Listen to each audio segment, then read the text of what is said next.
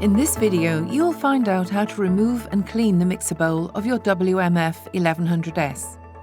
Switch the machine off, open the door on the right-hand side of the machine, take the mixer bowl by the handle and pull it slightly forward and then lift it. This will allow any water left in it to drain. Next, remove the mixer hose and take it out of the guide. The two-part mixer bowl can now be pulled out and separated into the two parts. The two mixer bowl parts can be cleaned under warm running water as required. If they are very dirty, you can also soak the parts in cleaning fluid for at least 5 hours. All parts must be dried thoroughly after cleaning.